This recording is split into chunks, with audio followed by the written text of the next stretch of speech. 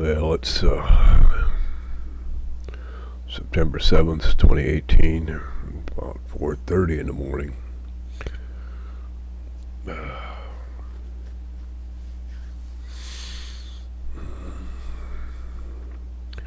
Holy Spirit woke me up this morning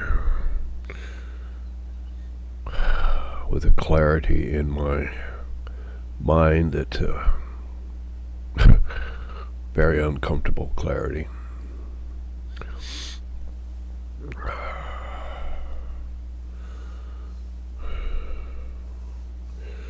Boy, getting free from a narcissist Jezebel.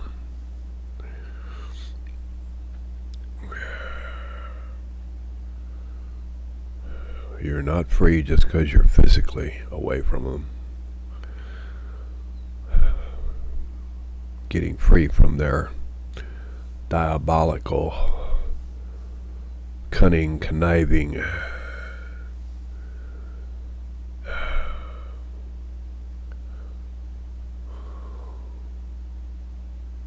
when they set you up, they set you up.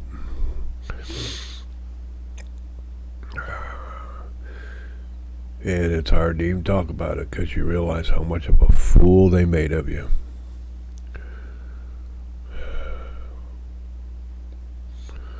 And they were able to get away with it for a long time, making a fool of you day after day, year after year, decade after decade.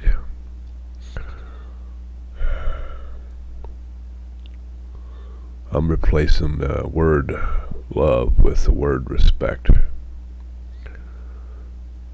This feeling of love is, it's a great feeling. And it was very enjoyable feeling love, not from her. I really never felt love from her. Now that I look back in hindsight, never felt love from her. But I sure did feel a lot of love for her.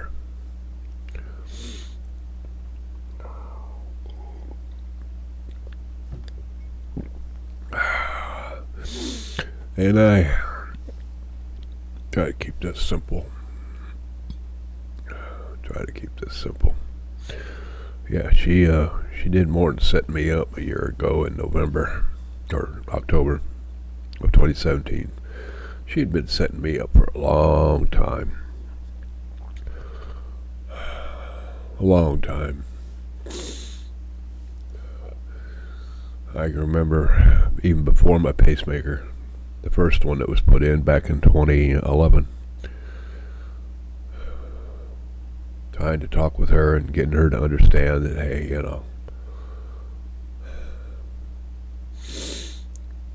man can't take this kind of stress. This is not good. You're creating stress in me. You're just upsetting me. You're doing this on purpose. You need to stop. I didn't understand it. It's hard to understand when you're in love. And I was truly in love with being in love with someone that I don't know how much witchcraft may be involved. I mean, there are people who practice witchcraft and they don't even realize they're doing it.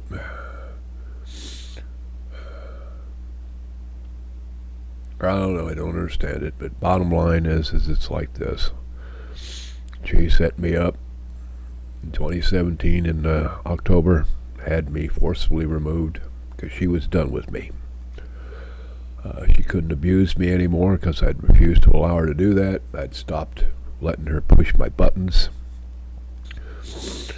I was still using logic and reason like I always had, but my logic and reason was now forcing me to take actions that I had not taken before. One of them was I left the house, went to the hospital a month before, told her I couldn't take it anymore. I thought I was having a heart attack. I had lightning strikes going across my chest, pains that I thought I was having a heart attack. Of course, I'd had those before, but they had gotten worse. It seems like the more I pulled away as far as saying I'm not allowing her to abuse me anymore, And it was pretty hard for her to use me because I couldn't do much. I mean, I was pretty well disabled. But I thought it would be all done with. I took it and got forced out, went through court, took a plea bargain, figured, okay, I'm done with this. Looking forward to my life, away from the stress and her day-to-day bull crap, pushing buttons. But I've come to find out, no, she wasn't done yet. Tried this petition for a divorce here a while back. In the process, I have found out through investigation that, oh my goodness, I got a debt that I didn't even know I had. Behind my back, she allowed a debt to accumulate. And the irony is, she'd canceled her debt, got her debt canceled. She had a major credit card that I didn't know for sure how much was on it, but apparently there was over $20,000 on it. Well, she stopped paying on that. Oh gosh, almost a year before she got me forcibly removed. She stopped paying taxes on the business a year before she got me removed. Now all that has come down on me. She stopped paying, and that's the curious thing. She stopped payments on those things, yet continued to pay on my bills, my credit cards, and so forth, until after she got me thrown out, removed forcibly. Then she stopped paying on those things. Hadn't paid on it since. Now I'm being done for those things. I'm on minimum Social Security. I've had Social Security hit by the IRS for taxes that she had not paid. I thought she'd paid. We declared a tax return that year. She claimed they were paid. Apparently they weren't. So here I am in the middle of a divorce, needing to declare bankruptcy, which is pretty impossible to do. I don't have money to do that. I didn't have money to file for divorce. I don't have money for anything. The whole bottom line is, it doesn't matter what I do or don't have or how I will resolve these problems. The point is it's accomplishing exactly what she wants to accomplish. She was doing that when I was still with her, causing me stress, and I sat her down and I explained to her on a number of occasions that, hey, look, I can't take this anymore. I'm not a young man. I cannot be taking the kind of stresses that you have put me through, and you can keep pushing all the buttons you want. I will just disable them, which I was very successful at disabling buttons, and then she'd create a new one. Sometimes she'd catch me unaware with a new button she'd push that I didn't know would upset me. When I got upset, it upset me emotionally, and I didn't respond physically. I responded intellectually, trying to figure out how to deal with the situation. Reasoning one another with the other. Well, she never reasoned with me. She just let me do the reasoning and sat there and stared off. The only thing that the Holy Spirit has given me, the Holy Spirit's given me a lot of comfort, a lot of peace. But the only way I can maintain that peace is to think of her in a way that I don't like thinking of her. I lived in denial about thinking of her that way for 30-some years. It's just realizing that, hey, she's evil. This is not a battle between flesh and blood. This is a battle between good and evil. And the evil wants me stressed out. The evil wants, and I explained to her there are certain hormones that are affecting me that can affect my heart failure. I've got a pacemaker that's keeping my heart going. But these hormones of stress can speed that heart failure, can quicken that heart failure. Now, what I know and what somebody else knows, I've learned over the years that, hey, perception is the biggest problem in the world today. How you perceive something based upon your knowledge or lack of knowledge or your interpretation of knowledge has a big factor in how you perceive something. So what I know, based upon the knowledge, the education, the research that I've done, and the way she perceives what I'm telling her that I know, can be worlds apart. But all she needed to know was that stress was going to harm me. The stress was going to quicken the failure of my heart. Stress was going to create all kinds of problems physically with me, and that it wasn't good for her either to be creating that kind of stress. Well, the stress that she had was not stress that I created. It was stress that she had due to her lies, her deception, a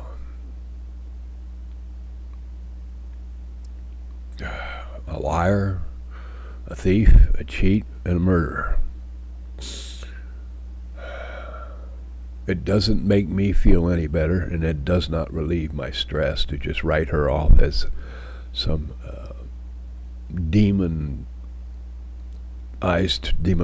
person that's possessed by a Jezebel narcissistic spirit of hate, whatever. That doesn't help me none at all. It doesn't relieve really my stress.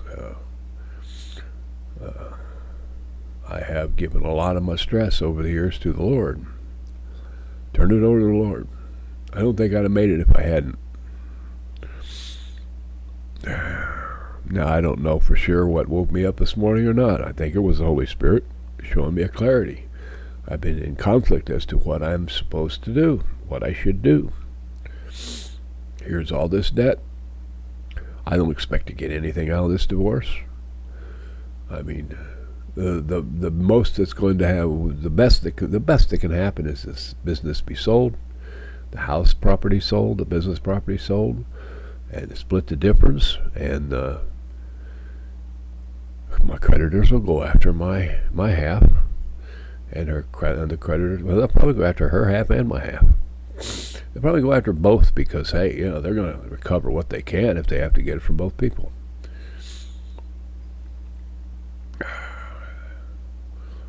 My attorney tells me you've got 6 months before they can hit you. Need to invest that money or whatever you get out of it into something. Well, all that sounds real good, but I'm 71 years old. I've got heart failure. I got a back spine that's crumbly. I've got no spine. That's about the time. I've got no backbone. That's a physical manifestation of what was going on emotionally and mentally for 30-some years. I had no backbone. I wouldn't stand up to her. Well, she won. And I kept telling her over the years, I said, this is not a competition between you and me. If you win, and defeat me, we lose, both of us. If I lose, you lose. If you lose, I lose.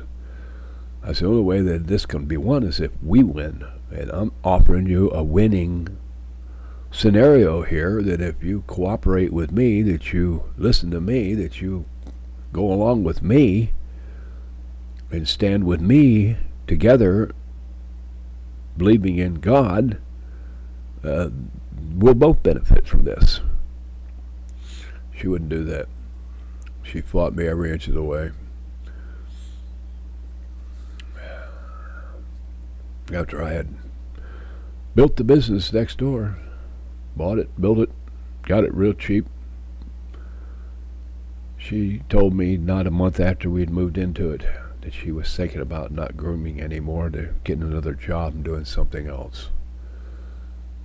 That's when I should have said, okay. I should have said, okay, well, go ahead. And then she'd have been out of the business. I'd have been able to then hire the people to have trained them, which is what I wanted to do in the first place. That's why I moved the business out of the house into the building next door and converted it into a commercial property. I told her, I said, this is what we can do.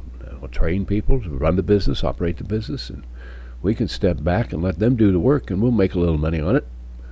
and it'll be there for us to rely on and sell it later on. I mean, I had goals, I had visions, I had dreams. She did not. Her only goal seemed to be in opposition to me day by day by day by day. Every day she was in opposition to something. I don't think she ever agreed with me on anything.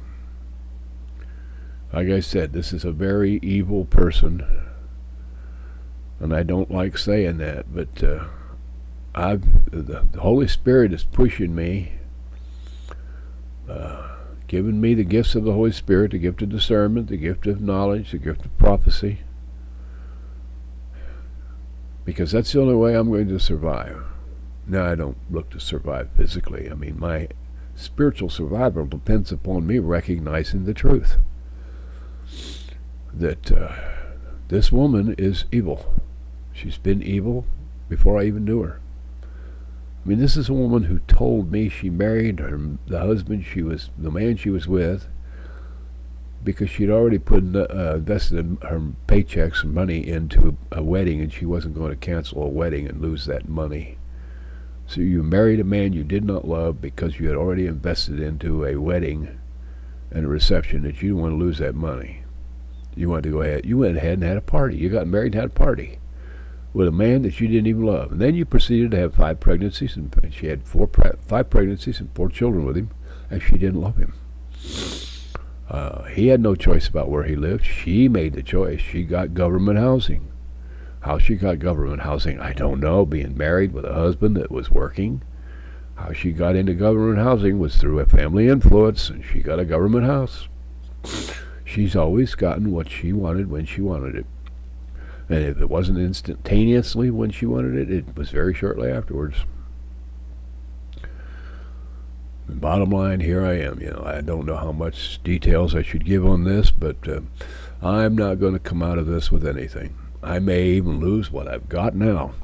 I may lose a roof over my head. I managed to get into a little apartment, and most of my Social Security goes for apartment rent. Let's put it this way, more than half, much more than half goes for apartment rent. I get a little food from the church once a month. Visit the food banks, get a little food from there. Yeah. I got a thing from my attorney the other day. I'm supposed to list my inventory of everything, property and personal effects and all that stuff. Yeah, right. I'm 71 years old. I've been under stress. I was at death's door before she had me removed forcefully. And I'm supposed to remember this or that, and that and this. I woke up in the morning like this with clarity, insights into things that the Holy Spirit, I've got nothing on my mind, and I wake up and there it is. So I get on here and I try to remember what I'm supposed to talk about, or what I want to log, what I want to put in this journal so that I won't forget it. And then I get to talking like this, and I forget what the hell I was coming on here in the first place for. But that was basically it. Here I am in the middle of a divorce.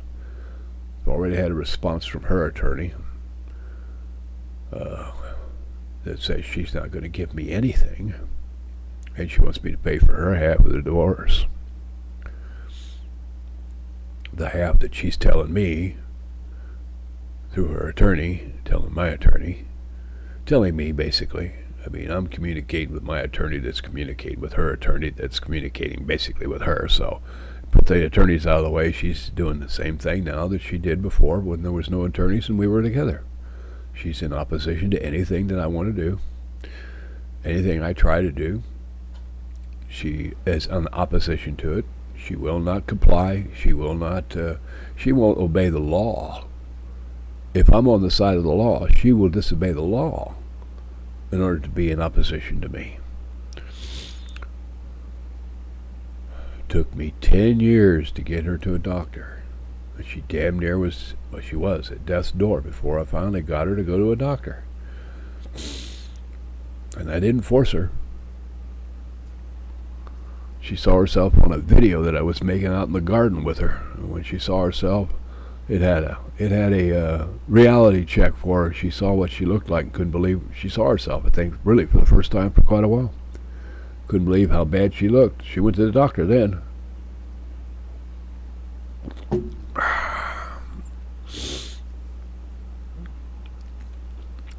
Yeah, I'm going to tell you,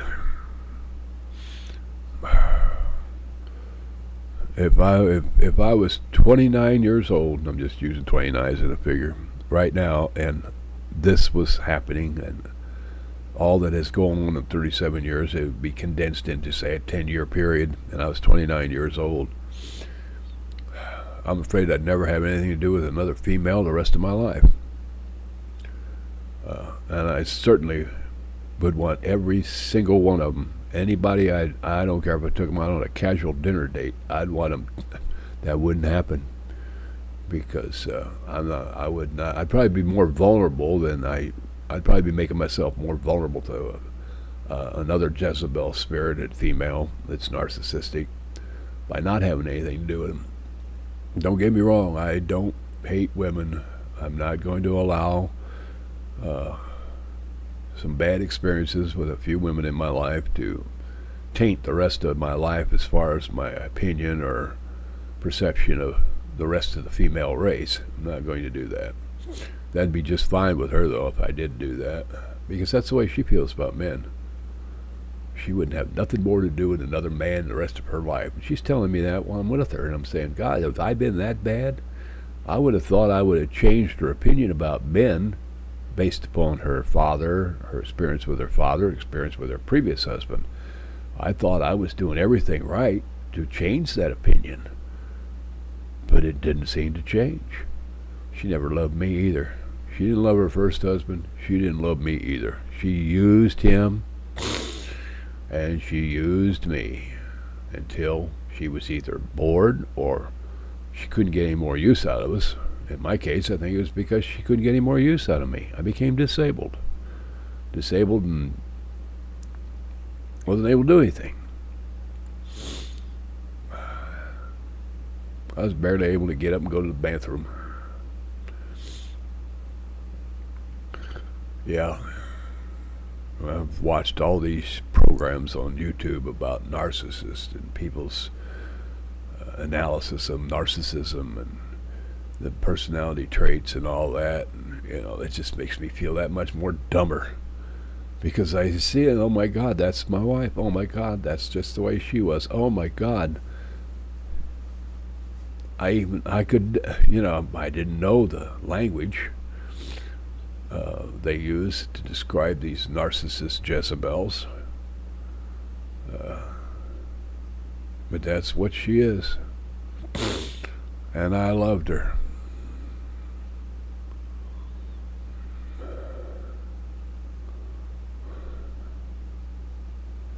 I'm trying to find some way to live with this, but see, that's the problem. There's where I sound like I've lost it. She tried to kill me several times. She placed me in situations where I think she would have been very happy if I would have been killed. But seriously, I'm the one standing in the living room or the kitchen of her ex-husband with my hands over my head, my back turned to him. Well, he's got a gun on me, and I'm trying to explain to him, hey, the only reason I'm here, man, is to try to talk to you. Sit down and have a cup of coffee or something so we can see what we can do about having some kind of fair and equitable things for the sake of the children. They do need to know their mother, and you keeping them away from their mother, you've got every right to do so, but I'm here asking you for the sake of the children. I come from a divorced family. You don't want your children hating you, and I'm talking. I don't give a shit if he shoots me. But she actually encouraged me to do that, to go talk to him. She knew him better than me. She knew he had the potential of killing me, and he could have done so, and hell, he could have planted a gun on me. The guy wasn't stupid. He's actually a pretty smart guy. And said that I came there to kill him. He was just defending himself. Well, that would have suited her. It wouldn't have mattered to her whether he got arrested and went to jail. I'd be out of her life. This woman is, oh man, don't overthink it. But see, she knows I'm an overthinker. Yeah, she set me up all right. I'm telling you, fellas and females, I don't know how men are when they're narcissists. I don't know how they are. I know how this woman is. I don't know how other women are, but I'm telling you, men, if you're with a narcissist Jezebel woman, and she,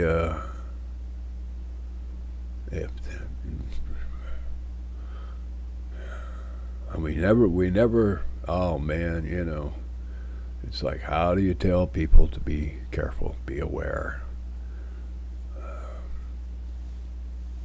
The irony is, a lot of these traits that these narcissist Jezebel women have, a lot of people have those. Hell, I was starting to think when I first started studying it that I was a narcissist, that I was a person who had a narcissistic, because some of the traits sounded like me. Oh my God, that's me. Oh my God, that is me. Oh, that sounds just like me. You gotta go beyond the surface and study it and realize that, hey, you know, a lot of that stuff on the surface traits are just that, surface traits. But with a real narcissist, these aren't surface traits. This is what makes them who they are. These surface traits is not what made me who I am. I was not a manipulative person. I would try to use persuasion to persuade you into maybe coming to agreement with what I'm talking about, but I'm not going to manipulate you. I'm going to try to persuade you, and not using manipulative persuasion, but persuasion. Here's the facts. Tell me what you think. I don't know. Anyhow, there's some hormones that get released into the body that stress hormones that are not good for the body, not good for you in any way, shape, or form. And if you've got a health problem, those stress hormones can complicate that health problem.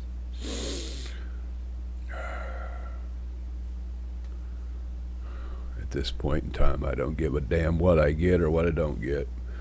I don't even value my life anymore. I mean, it's over. I'm 71. I may live to 72. Or I might live to 92. I don't know.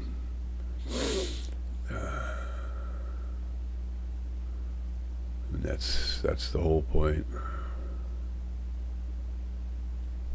I think it's ironic.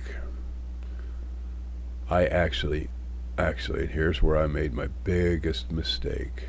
I actually educated my narcissist Jezebel wife. I actually educated her. I informed her, I educated her, I gave her knowledge that I had hoped would give her an understanding of why she should respect me, why she should stop pushing these buttons and causing me stress. Well, there's where I screwed up. All I did was made her more knowledgeable of the importance of what she was doing to succeed, and what her ultimate goal was to eliminate me. Oh, that stresses you out, huh? Okay, and that releases hormones into your body that can contribute and speed the failure of your heart? Oh, okay. And then she turns it on even more. And it's exactly what she did. And that's what I was woke up this morning by the Holy Spirit to bring to my mind. That, look, every time you told her, I mean, I used to use the example with her. I said, I don't understand why you do the things you do. And so I'd create a parable, whatever you want to call it, example. And I'd say, you know, it's like I put a sign up on the wall that says, don't touch wet paint. and yet you'll end up touching it. And I'll ask you why, and you'll say, because I wanted to see if it was dry. But the sign says don't touch wet paint.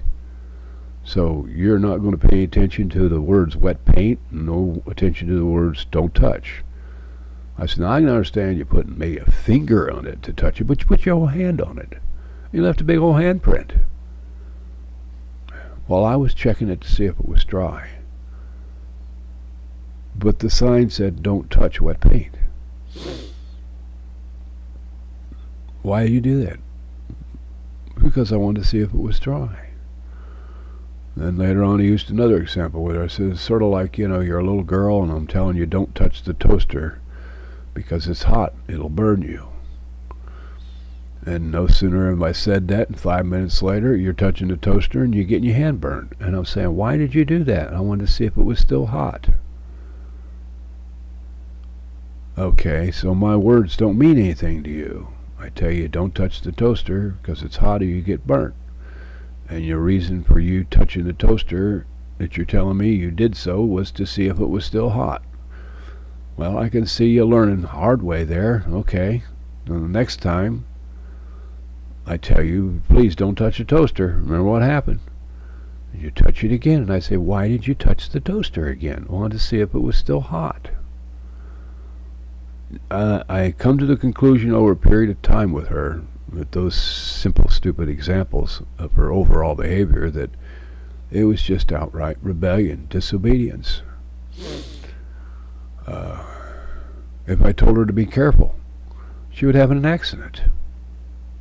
Literally, she'd have an accident and get hurt. She got her ribs broke twice. First time was because I told her, please don't go outside. I said, it was a nice storm last night and it's real slick out there, so I had to go someplace in the vehicle, and I said, I don't even like going out in that, but don't go out on the back porch. Just don't go outside until I get back because it's really slick. It's like glass out there. Well, I got back. Well, she'd gone out anyhow to do the laundry, and it slipped and fell and broke her ribs. It's a wonder she didn't hit her head and die laying out in the backyard in the freezing cold. She disobeyed me. We had little schnauzers, 4 of them, the tiny schnauzers. They'd be laying on the floor and she'd go and step over one of them. And I'd say, don't step over that dog. And she'd say, what? And I'd say, don't step over that dog, make them scoot. I said, I'm training them to get out of their way. They're small and they need to learn to stay out from underneath our feet or they'll get hurt. So don't step over him. But he was sleeping. I said, I don't care if he was sleeping or not. You wake him up and you tell him to move. Tell him scoot. Use the word scoot. That's what I do. Well, I must have told her that a half dozen times. Over a period of time, she just would not do it. She'd still keep stepping over the dogs. Well, one day she fell trying to step over a dog that saw her and panicked when it woke up and saw her trying to step over, and it jumped up and almost got underneath her foot, which meant she had to change the angle of her foot to keep from stepping on this little dog that would have squished it. She ended up falling and she broke her ribs again because she wouldn't listen to me. So many things. She was just in defiance, spirit of disobedience, overruling me even when it cost her her own well-being. She wouldn't wear bathing gloves in the shop when she was bathing dogs. And I'd tell her, you need to wear them gloves to protect your hands from the dogs. Because these dogs, some of them are cattle dogs. They get dipped by the ranchers in cattle dip. Different owners use different means to prevent flea and tick or to take care of their dogs with flea and tick medications and different pesticides. Some come from well-to-do homes, and the dogs, they let them out and they go out and roll on the herbicide that's been sprayed on the yard. And then they bring them in for us to give them a bath and a haircut. And I've told her, you've got to wear gloves. She would not do that. I'd catch her every time I turn around. I'd find that she's bathing the dog. I says, you should have them gloves on. Oh, this dog's all right. He lives in the house. I said, but you should still wear the gloves. And there were times she wouldn't wear them. She thought she could, even when I was present, she would still put a dog in the tub and she'd start bathing, and I'd say, "Where's your gloves?" "Oh, I don't know. I got to get some more. Those others got a hole in them." She always had an excuse for not wearing gloves. Well, I heard last January, 2018, that she was in the hospital. This is several months after she had me removed forcefully. She was in the hospital getting colon cancer, part of her colon removed. I don't think that would have anything to do with all them years of exposing yourself to pesticides, not wearing the gloves, would it? There's the consequences for not obeying. If you won't put on the safety glasses, don't complain about going blind.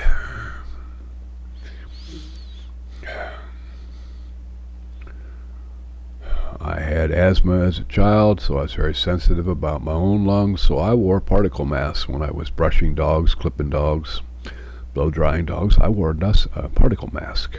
She would not wear a particle mask. She just wouldn't do it. All the things I put in place in the business that would help protect our health and well-being, and expanded that to licensed vocational school by the state of Texas on pet grooming, she wouldn't do. Health and safety, personal protection equipment, particle masks, chemical aprons, bathing gloves, chemical gloves, eye protection, ear protection, dust about particle masks, muzzles, proper instructions on using restraints in a proper way that would protect the dog she wouldn't do any of that. Procedures that were to be done in a certain way that was a safer way to do it, she wouldn't do it. Constant overall 30-some years of being in opposition, disobedient, contrary, in disagreement with me, doing as she damn well pleased. And I was patient, put up with it. And then in 2011, I ended up with a pacemaker because she had pushed me pretty much to the end where I just started using I'm telling you, it's like my lawyer's assistant legal person at my lawyer's office. "Well, you can't prove it." "No, I can't. All I can do is tell my story."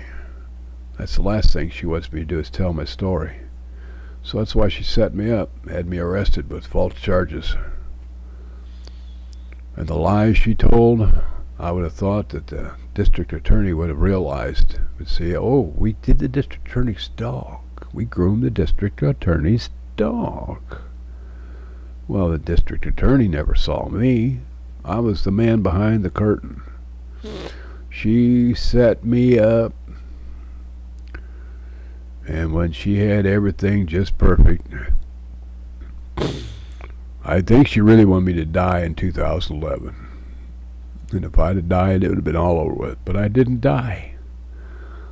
The Lord kept me alive.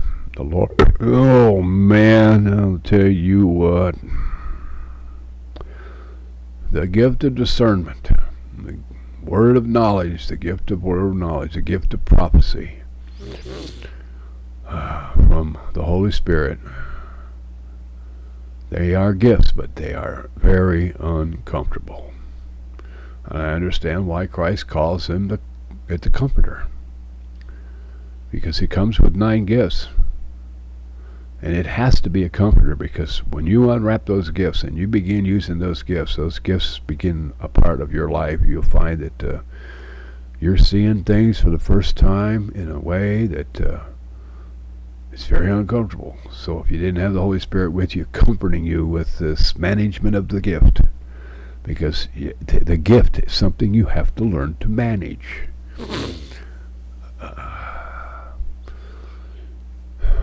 It reminds me of that science fiction movie called Them, where the guy put on the particular type of sunglasses, and then he could see people for the way they really were, and he saw the aliens that were walking amongst us, but you couldn't see them as aliens unless you had these glasses on. And it was a very big shocker for him, just like he couldn't believe his eyes. He'd take glasses off and look, and they looked like perfectly normal human beings. He'd put the glasses back on, he saw these aliens. Well, it's the same thing with the gifts of the Holy Spirit. When you get the gift of prophecy, the gift of discernment, it's like putting on those glasses and you can see.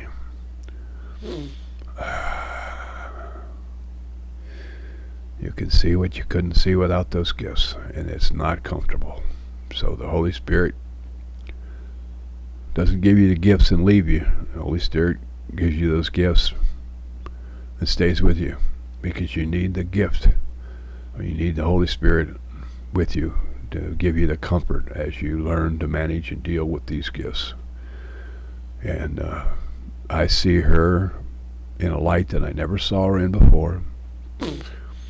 I see the prophetic goal that she was looking to accomplish. Whether that happens or not, I don't know. But you know, when you get a snowball rolling down the hill, you may not know what it was at first, may not realize the danger of it, but there's a certain point where once it gets to rolling, you may understand it now and know the dangers of it, but there's not a thing you can do about it, because it's going to keep rolling, and it's going to roll right over you because you didn't pay attention in the beginning. I've got no value of anything in this world. I don't even value my life anymore. I do value my soul, my spirit. That I know is still intact. I know that the Lord has got that, and I have. I'm sure there's something in the hereafter for me. I know I've been forgiven of my sins. It's a little hard for me to forgive myself of my own stupidity and ignorance, but I know I've been forgiven of my sins. The Lord said he would not allow his people to perish for the lack of knowledge. Well, thank God the knowledge was given to me that kept me from perishing under her hand.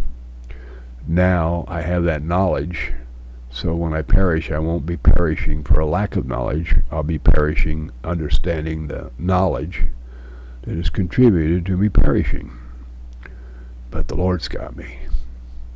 I won't perish in ignorance. I will perish with knowledge. And that knowledge is what tells me I need to accept Jesus Christ, which I have done. And I have accepted his gift of salvation, saving me. I'm okay there. I'm okay on the spiritual side.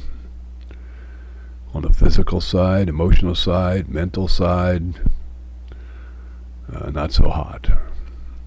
But on the spiritual side, I'm doing pretty good. It's a struggle. It's definitely a battle between the flesh and the spirit. The spirit is strong, but the flesh is weak, and it wants to influence the spirit. And that's what I do. I get woke up in the morning, and the Holy Spirit is showing me a clarity that shows me just how weak my flesh is. No matter what I do, no matter how I try to figure this out, it's going to work out. Well, I mean, you know, man reaps what a man sows. And I sowed 30-some years of my life with that woman. And I'm reaping now what I sowed. I should not have been sowing to that woman, but I couldn't see it. I'm hoping the Lord will forgive me and be merciful. But I don't know. She may not be a dangerous woman to anybody else the rest of her life. She may be fine.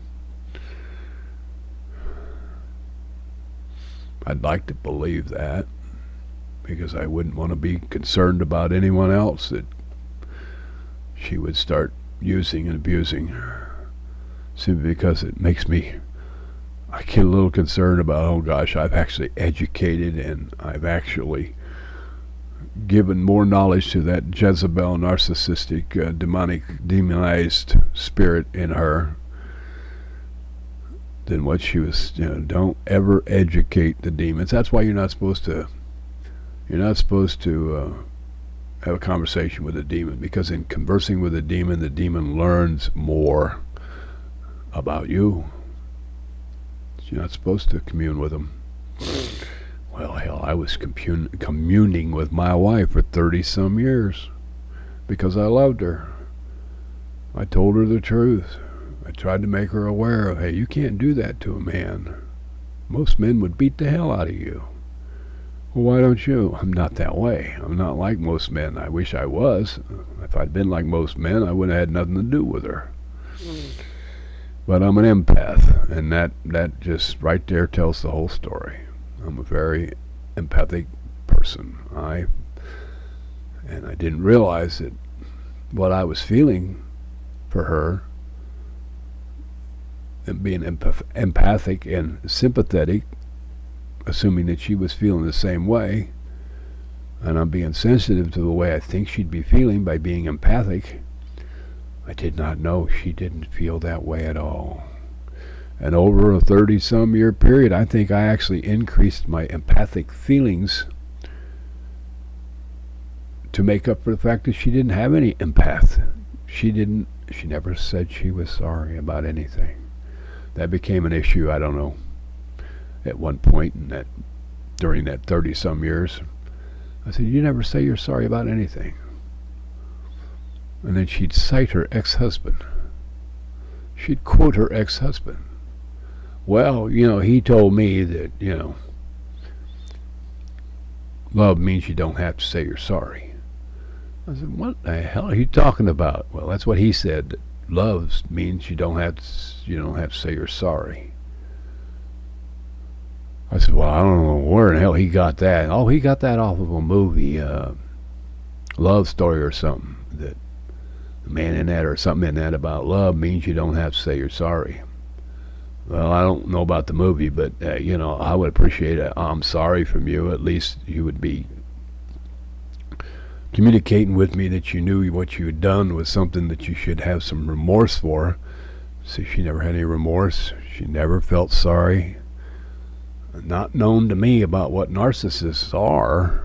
She never felt anything. Now, they can feel hate, they can feel fear and jealousy, but they don't feel anything else. I had no idea I was living with evil. I'm a Hollywood victim. I saw evil as Hollywood stuff, I didn't know it could be that subtle, could be that stealthful, but it was.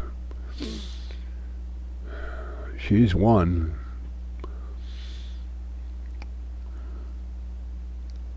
In this carnal world, she's one. In the spiritual world, she almost did. But I think that's why the Lord chose to. I don't know what the Lord chose or what the Lord didn't choose. I know what I chose. And I chose wrongly.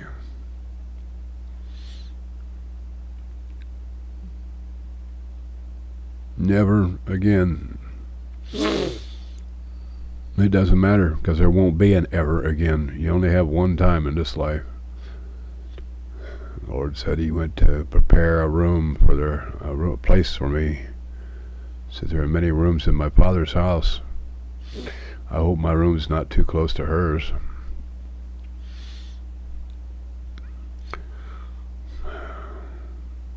I hope she repents, and I hope she gets a room in his Father's house. But I just hope it ain't too close to mine. I don't understand that much about that stuff. All I know is, hey, I'm dealing with the here and now, and I got woke up. It's going on 5:30 now. Gosh, been on here 47 minutes. I'm telling you, people, if you're with a narcissistic woman, a Jezebel, spirited woman, mine's the ultimate. Hell, I went into business with her. We built a business over 37 years. And Jezebel, narcissist, none of it is yours. It's all theirs. It doesn't matter how much blood, sweat, and tears you put into it. It doesn't matter how many hours a day you put into it. It doesn't matter what you do. In their mind, you've done nothing. And they are the one that did all the work as far as they're concerned. And it all belongs to them. You'll get nothing. And you may not even come out of it with your life. I almost didn't. And I'm not completely out of it yet, so I can't say I came out of this with my life yet, but I'm being optimistic and believing that I will now. I probably won't have anything, and I don't know if the Lord's going to put me on the street, homeless. If that's what's going to happen to me, I don't know. At this point in time, I have a hard time caring about anything. I just got an attitude now because of this destruction she's done to me that I don't really care about anything. I don't really have too much hope for anything. So I've been giving it to the Lord. I gave it over to Him, whatever. But I've got 30-some years of sowing seed, and I'm finding out there's no harvest. And if there is any harvest at all, she's claiming it all. And the hardest thing to get past, and I ain't past it, is blaming yourself for being so stupid. That's why I've changed my opinion on this lovey-dovey stuff. Love crap.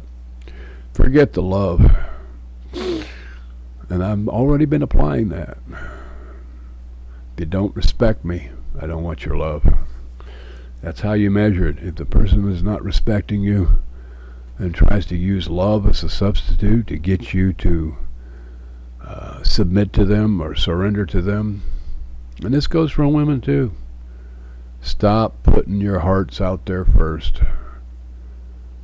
If the person's not going to respect you, you sure don't want to give them your heart. And that's the point. I look back on it and I realize that she wasn't respecting me in the beginning.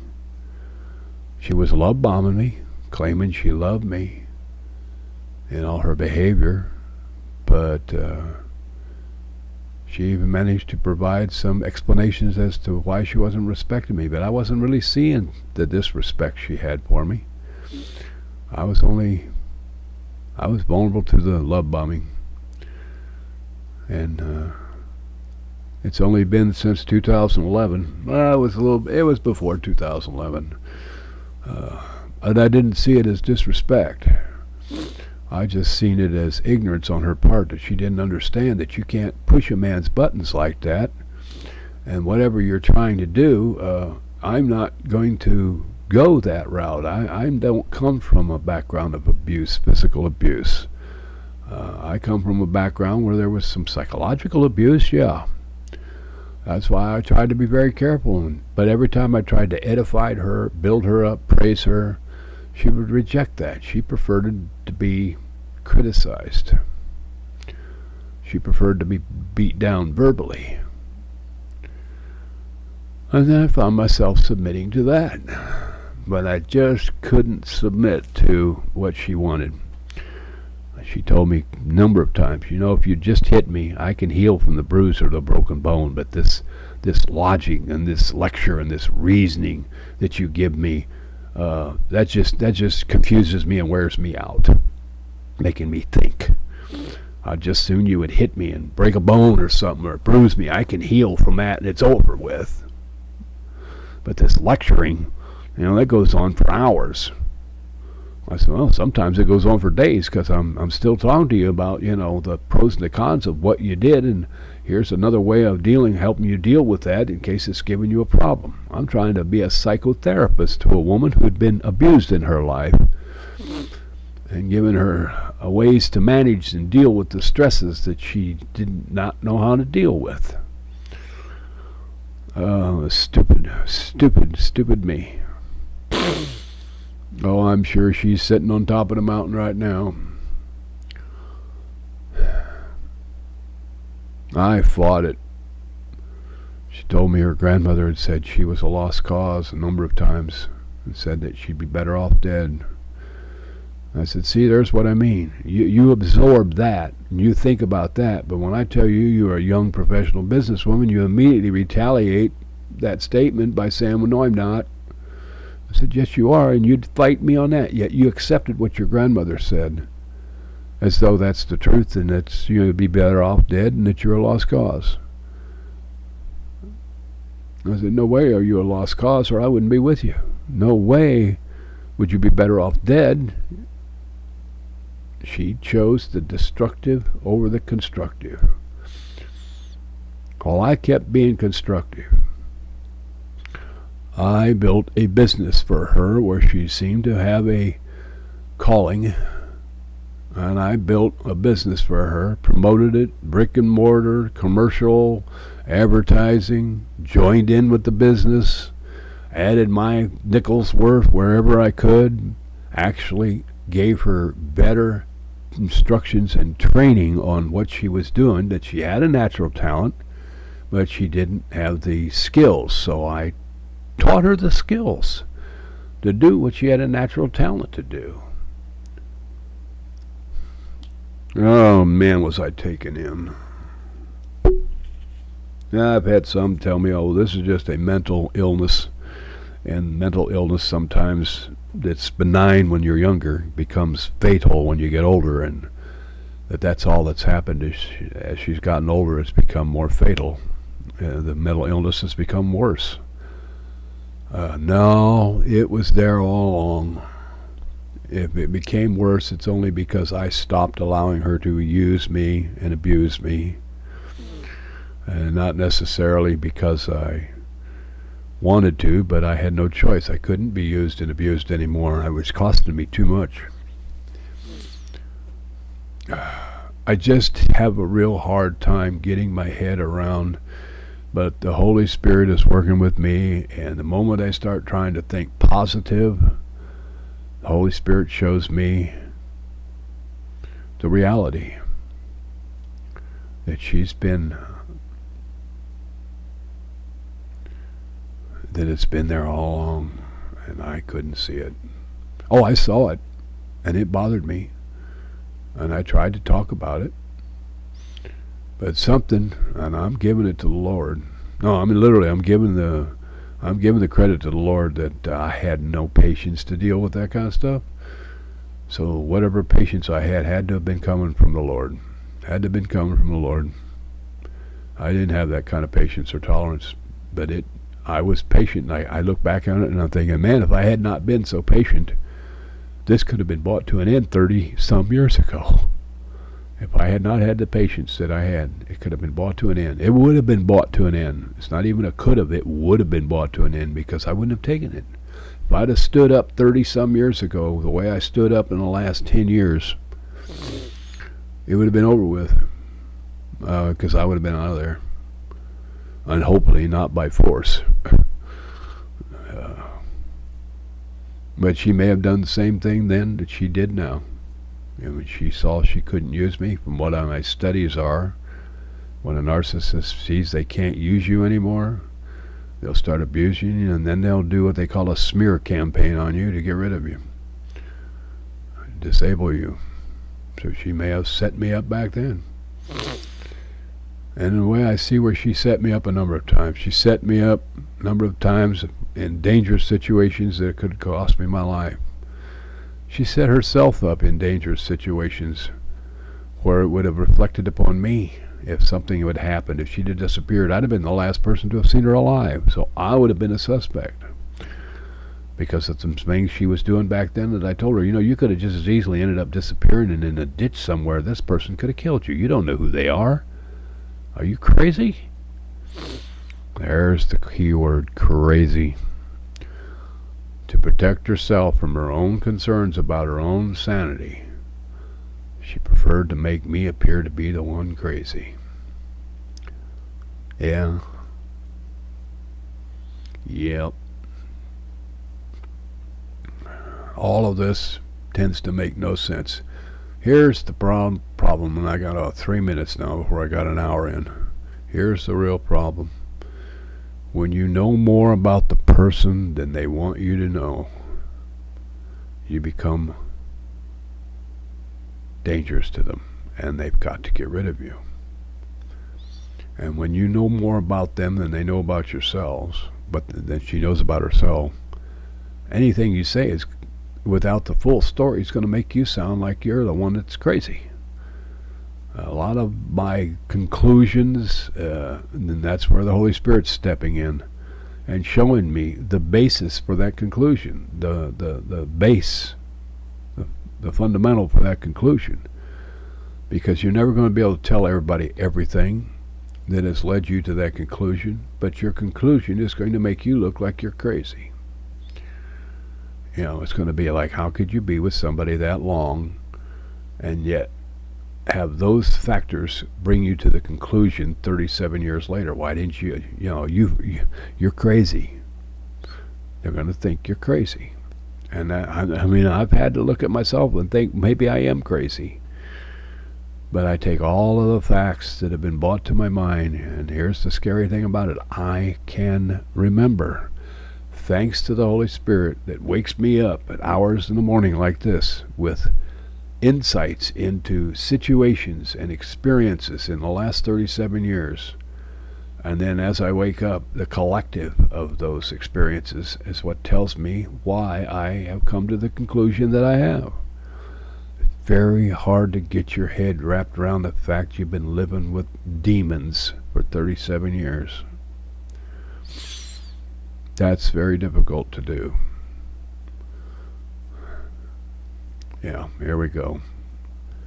About 30 seconds and I will have an hour yapping my mouth off, rambling here. So I guess I'll shut this down. It's like I said, this is September 7th, 2018. It's going on 5:30 now. Been on here about an hour. Thank you, Holy Spirit. Praise you, Jesus. I know you're still working with me. My treasures are laid up in heaven.